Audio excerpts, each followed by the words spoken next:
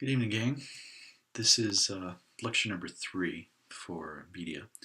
I want to look at a little bit of background. Sometimes, in order to get this through that thick noggin of yours, I need to say things more than once. Historically, radio becomes widespread during the 1920s. Herbert Hoover is kind of an interesting man to say the least, considering his earlier career is kind of an odd duck as president. And one of the things he didn't take advantage of was radio. And he was kind of, I think, following along the usage of the medium that had been established by Calvin Coolidge, who was his predecessor. But the man to change it all was Franklin Delano Roosevelt. Within a week of becoming president in March of 1933, Roosevelt hit the radio with the first of his fireside chats to explain, in the first one, why he had shut the banks down. So he was explaining the bank holiday, and he didn't talk to the American people in a very condescending way. He tried to explain what was going on in layman's terms, and he was very successful at it. And it was so successful that he continued his fireside chats throughout much of his presidency, more so in the early years. So one of the other features of the Roosevelt administration was the fact that the president gave press conferences twice a week, unlike his predecessors, and certainly unlike the presidents of today, who are much more loath to go before the press. And he was also the first to use radio extensively, as we said with the fireside chats. And he was also the recipient of a very pliant press. The press respected FDR, so much so that the fact that the president was crippled and spent virtually all of his time in a wheelchair, despite the fact that the public knew somewhat that he had polio in the early 1920s, the press never let the American public see the president in a wheelchair. The administration itself took special precautions to make sure that it didn't happen, but they couldn't have done it without the agreement of the press. And I'm not sure if it would have mattered or not if we knew, since he was fairly respected for what he did, not for who he was. And you go through Truman and his wife Bess, and Eisenhower and his wife Mamie, and you get to the end of the Kennedy administration. Of course, that occurs because of assassination. But the press knew that both Kennedy and his brother Bobby played around. That there were, when Jackie wasn't in town, there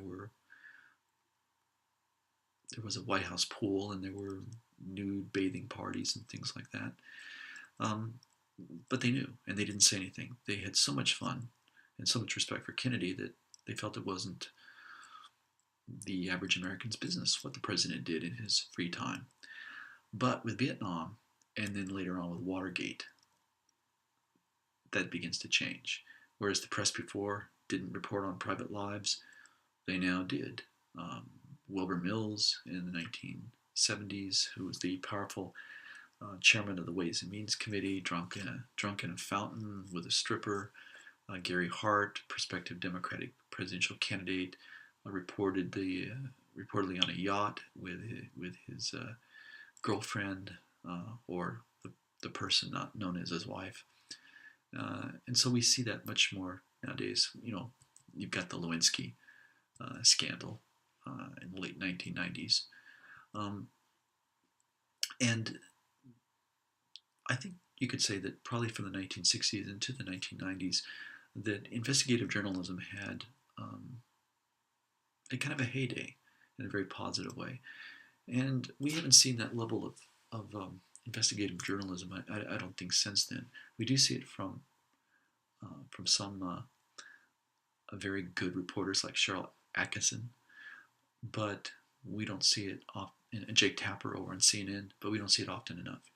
It seems as if they're more focused on becoming friends or acquaintances with the people that they're interviewing. And so they've kind of abandoned their watchdog role and instead are playing a different role, because Now with the 24-hour cable networks and things, you want those people to come on your programs. And many times, if you don't treat them um, the way they want to be treated, which means that you've got to use kid gloves, they won't come on your program. And I think it's a bad thing.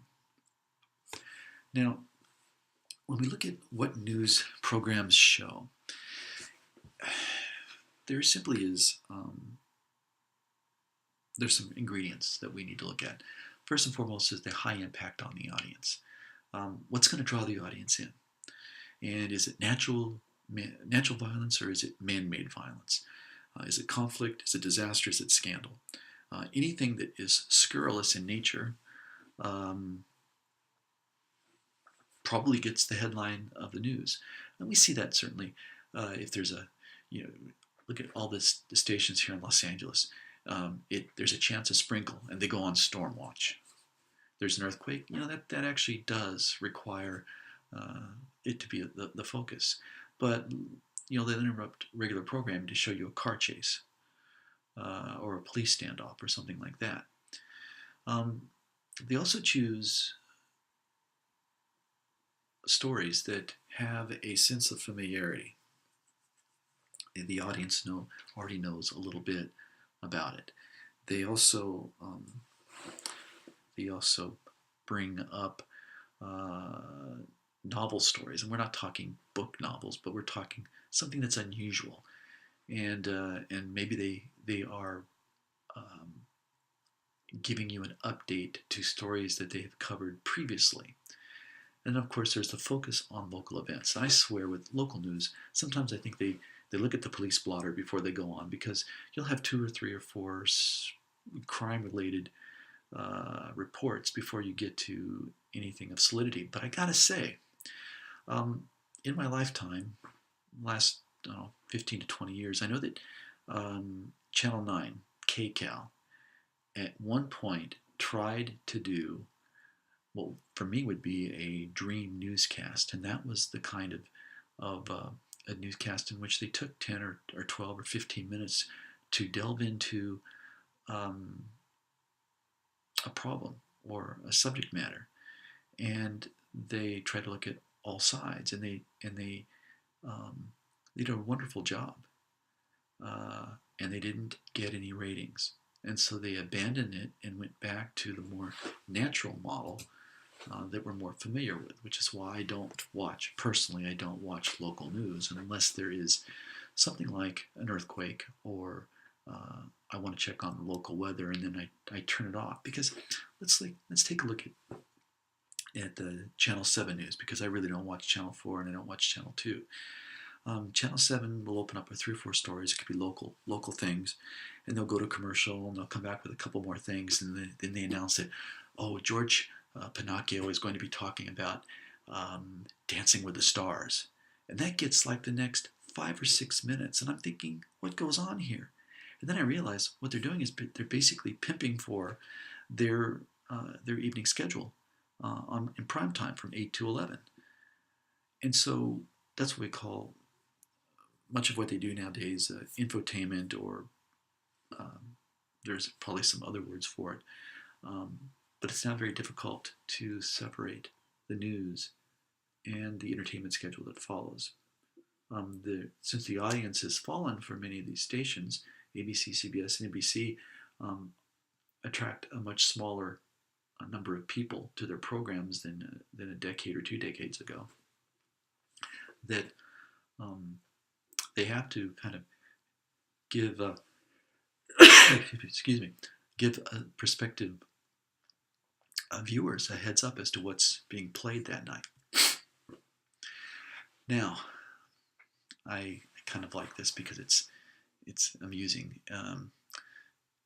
I think with today's news, sometimes we think that the tail is wagging the dog, not that the dog is wagging the tail. And in this case, this thing that I saw, it's not the dog biting the man, but the man biting the dog. That's what news likes. Media is always in search of unusual stories that will excite. They're not really concerned about the rather sophisticated story, because they're always looking for ratings, and you guys buy into that as viewers. You're looking for the unusual. You want to uh, to have less of a mundane life, let's say, or you want to be able to talk about something tomorrow with the people that you run around with, or you want to post something on Facebook or something else about a story that you just saw. Um, but you don't see very much that is either sophisticated or has substance, and that's kind of sad. Now we can see here what's happening in presenting the news, and this is looking at hard news. And hard news, when we look at this, a story was given in 1968, on average 43 seconds. And now that same type of news clip is given about 7 seconds. It's almost as if, the United States declared war on North Korea today, and we'll be right. We're going to a commercial, and we'll be right back with the weather. And you can't make these things up. So we know that much of the coverage, especially that local news gives important events, is very superficial, and it's usually a sound bite, and you need to know this word, sound bite. It's a short video clip of approximately 15 seconds or less. And to go back just for a second, sound bites are things that are designed to catch your attention, or to put over a message that you remember, but it's very short and to the point. Not a commercial, but it's very short and to the point. Now, what has happened, of course, with broadcast media is that there's a blurring of distinction between the news and entertainment. So things like TMZ, in which, in order to give the viewers the latest information on celebrities and things like that, they give broadcast media, the news shows, give these organizations like TMZ a great deal of visibility. And so we're looking for the more scurrilous, that's what TMZ is very good at what it does, but I'm not necessarily thinking that it's news. And at the same time, we have the infotainment of morning shows. It's not restricted to the Today Show or the ABC morning program or Good Morning CBS or any of those. That includes not Regis, but Michael and Kelly, and Kelly and Michael, Kelly Ripa. That could include the View, but it's all about infotainment. It's about something really bad could be going on, and then next Jojo Bumbo is going to be showing us how to make pancakes. It's all fluff. And we also know that with the cost of shows rising exponentially, and at the same time the audience shrinking exponentially, it's cheaper. Networks try to find a cheaper way to put out news programs. So on CBS or NBC, you'll see shows like 48 Hours or Deadline.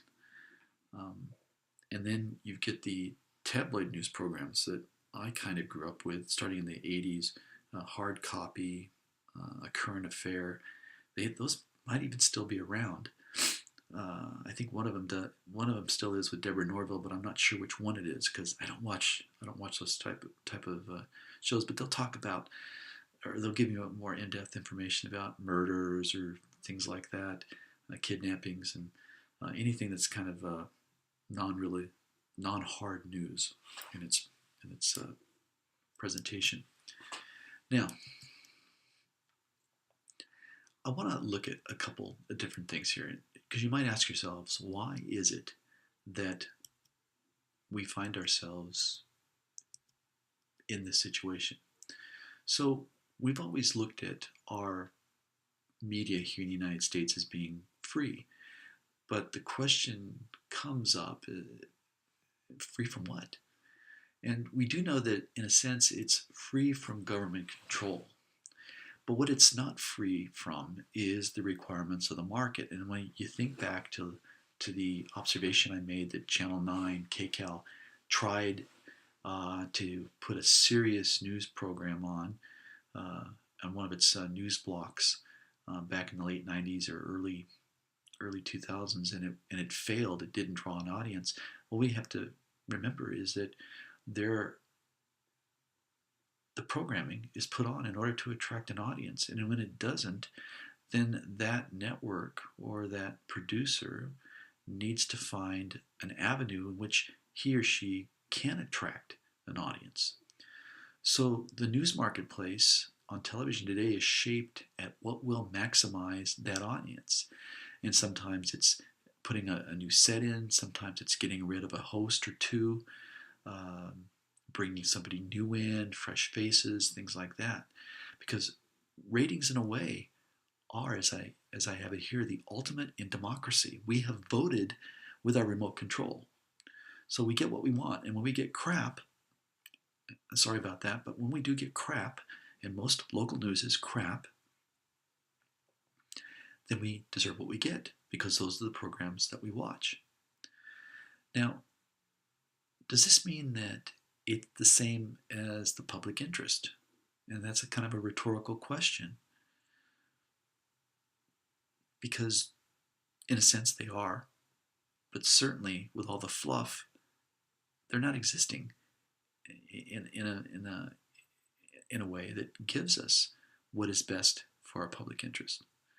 And so what they do is they give people what they want to hear, not what they need to know. It's all about visuals. It's all about the banter between the the people who read the news to you. It's all about the fluff. It's not the hard stories, but the human interest stories that you want to look at. And so, marketing the news is one in which marketing drives what we see. It's the lowest common denominator. It's what will get the biggest number of people to sit down in front of our television and watch our show. And if we have to do certain things, we will. Notice that in many markets, especially here in LA, the male anchors generally are much older than the female anchors. And notice that where I grew up with a Dr. George and others, in many of the programs, the weather girl is is beautiful and dressed to the nines and skinny, and they may or may not know their subject matter, but they certainly look good, and that again is the lowest common denominator. It's kind of sad. At the same time, market forces have led to increased consolidation of news media outlets, and that has been facilitated by the weakening of FCC rules. Remember that a company could own up to 8 different stations in a market and could certainly own much more than that nationwide. And when you have a consolidation of outlets, you then have less diversity and more homogenation. Nobody stands out. If you close your eyes and you listen to Channel 7 and Channel 4 and Channel 2, can you really tell where you're at any one time? I don't know if you can or not because they all sound the same. And that's, again, sad. And because they don't want to bring controversy on their programs, you're not going to hear a variety of perspectives. And I'm not sure that many of the talking heads, many of those news readers that you have, would know how to ask good questions anyways, or be able to explain their perspective on an issue. You just don't see it all that much anymore. They're good at what they do. I'm just not sure that what they do is good for us. And we've been hit by a, a genre of what we call pack journalism. Um, oh, there's something going on over at the White House. The pack trots over there, and they, as one, and they all stand and hear what the White House has to say, or they get a press release from the White House, and they scurry back on uh, to another one. I'm, again, there's very few reporters that I respect. Um, Cheryl Atkinson, Jake Tapper, James Rosen. Uh, they're good. They're good people because they don't follow the pack. We've got to get journalism has to get better. It just has to get better. Now, at the same time, and this is especially true since 80 to 85% of media leans left or they're liberal, we certainly don't have a lot of diversity in mainstream news. And so, in a sense, the right, the conservative right, has carved out a niche in talk radio and at Fox News because many times they're banging on the door and no one will let them in the other news outlets. So all of them, if you were to again close your eyes and listen, um, what you hear is pretty much the same information given to you in a nonpartisan, uh, um, and objective way without any sort of sway one way or the other. Though, on the right you got Fox, on the left you got MSNBC, and so you're going to sometimes hear something a little bit different. But especially in the local level, it's going to try to be not as nonpartisan as possible. So, in order to compete for the largest audience, are you going to challenge viewers' understandings or give them the information that confirms their perhaps erroneous assumptions and expectations and buys into the stereotypes that they believe are true? We're in crisis, guys. We're in crisis. Now, print media, again, the same stuff has happened. First priority is to news, public events. Papers do that better, unless you're reading USA Today. But USA Today has some strengths too. And if you buy, which I have not bought now in 2 years, I have not bought a newspaper, except for the Wall Street Journal when I'm at AP reading. There's an increasing presence of alternative sections, and even the Wall Street Journal does this, which is why I bring up the WSJ. You'll notice that on Fridays there's basically a section on how well the rich or the upper middle class live, and the kind of houses that are for sale that are marketed to that segment of the population and things like that. Now there are entertainment computers and things like that that are in their sections, but as kind of disconcerting as that can be, when you look at the local papers, which focus on sports or the comics get a whole page, many times more so than a major news article. Human interest feature. You know, Bob and Gail are celebrating their 50th wedding anniversary and blah blah blah blah. Or the latest movie that's come out, Star Wars 14 or Terminator 7, and those kind of things, and then the family and gender issues. And when we talk about gender issues, it's primarily stories that are geared toward women, and it can be a food section, it could be style, leisure, things like that. But those have taken up more and more of the papers, and we call these alternative sections. So that's our look at the changing news. The next time we look, the next thing we're going to be looking at is the interaction of media and politics. That'll be lecture 4.